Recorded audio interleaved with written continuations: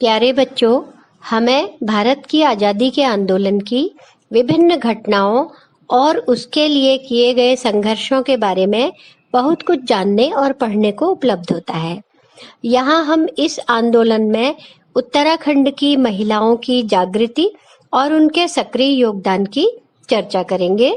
देश के अनेक छोटे छोटे इलाकों की जनता के संघर्ष ने ही मिलकर एक देशव्यापी आंदोलन का रूप लिया और अंग्रेजों को वापस जाने के लिए विवश होना पड़ा। भारत में औपनिवेशिक शासन की शोषक प्रवृत्तियों के खिलाफ राष्ट्रीय जागृति की जो लहर फैली, उससे उत्तराखंड भी अछूता नहीं रहा। स्थानीय जनता को जागृत करने, विभिन्न संघर्षों के एकीकरण तथा उन्हें राष्ट्रीय घटनाओं के साथ जोड़ने में स्थानीय समाचार पत्रों ने महत्वपूर्ण भूमिका निभाई। इनमें अल्मोड़ा अखबार, गढ़वाली, शक्ति, स्वाधीन प्रजा, कर्मभूमि, युगवाणी आदि का उल्लेख किया जा सकता है।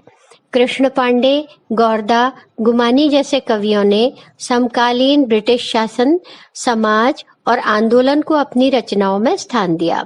इसके अलावा कई स्थानीय संगठनों जैसे गढ़वाल यूनियन, हैप्पी क्लब, युवक संघ, प्रेम सभा आदि से भी जागरूकता बढ़ी।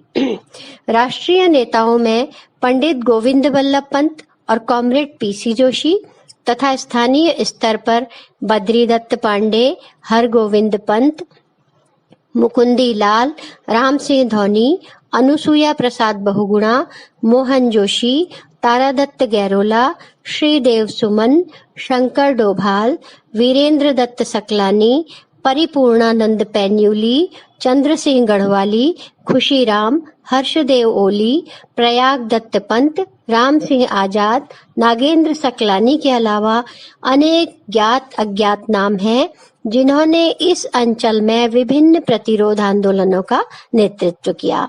स्वामी दयानंद सरस्वती, केशव चंद्र सेन तथा विवेकानंद का आगमन उत्तराखंड में हुआ। कांग्रेस के दूसरे अधिवेशन से ही उत्तराखंड के प्रतिनिधियों का कांग्रेस में शामिल होना शुरू हो गया था। अल्मोड़ा में होम रूल लीग की भी एक शाखा स्थापित हुई। 1916 में गोविंद बल्लभ पंत, चंद्रलाल शाह, बद्री दत्त पांडे, लक्ष्मी दत्त शास्त्री, इंद्रलाल शाह, मोहन सिंह दड़ग्वाल, भोला दत्त पांडे, मोहन जोशी आदि के प्रयासों से कुमाऊं परिषद की स्थापना हुई, जिसके विभिन्न अधिवेशनों में तय किए गए कार्यक्रमों में कुली बेगार, वन नीति, रॉलेट एक्ट आदि का विरोध शामिल था। बच्चों, आप और हम सभी जानते हैं कि समाज और संस्कृति के निर्माण तथा विकास में महिलाओं की महत्वपूर्ण भूमिका रही है। 1905 के बंगाल विभाजन के विरोध में उपजे आंदोलन के दौरान स्वदेशी के प्रचार और विदेशी वस्तुओं के बहिष्कार के कार्यक्रम में महिलाओं की व्यापक भागीदारी रही और राष्ट्रीय स्तर पर महिलाएं आंदोलनों में शामिल होने लगी थी।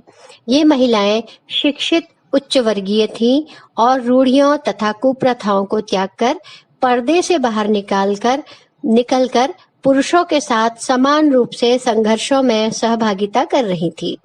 राष्ट्रीय आंदोलन में महिलाओं के प्रवेश और सक्रियता का प्रभाव उत्तराखंड की महिलाओं पर भी पड़ा। स्थानीय शिक्षित युवकों की समझ में भी आने लगा था कि महिलाओं का शिक्षित होना और कुप्रथाओं को त्याग कर घर से बाहर निकलना अब बहुत जरूरी है। उनके घर की महिलाओं ने सभाओं और आंदोलनों में आना प्रारंभ किया। जंगल सत्याग्रह से उत्पन्न जागृति से महिलाओं की सक्रियता धीरे धीरे बढ़ने लगी।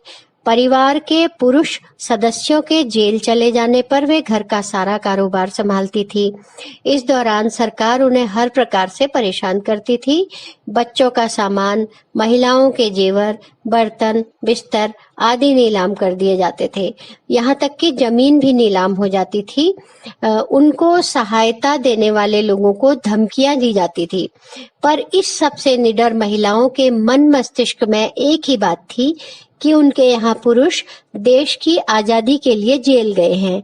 पहाड़ भाग 4 में प्रकाशित सावित्री कैड़ा और बसंती पाठक के लेख से पता चलता है कि वे गीतों के माध्यम से पुरुषों को उत्साहित करती थी, जैसे अपना गुलामी से नाम कटा लो बलम, तुम स्वदेशी में नाम लिखा लो बलम, मैं भी स्वदेशी प्रचार करूंगी, मोहे पर्दे से अब तो हटा लो बलम। इन पंक्तियों से आप समझ ही गए होंगे कि महिलाएं स्वयं भी तमाम रूढ़ियों को तोड़कर घर की चारदीवारी से बाहर निकलकर राष्ट्रीय आंदोलन तथा स्थानीय संघर्षों में अपनी भूमिका के माध्यम से सशक्त होने का प्रयास कर रही थी। 20वीं सदी के तीसरे चौथे दशक से सामाजिक राजनीतिक आंदोलनों में महिलाओं की हिस्सेदारी बढ़ी। शिक्षा, राजनीति, नौकरी आदि में बढ़ती संख्या के साथ ही प्रचार माध्यमों से उनकी समस्याएं भी सामने आईं।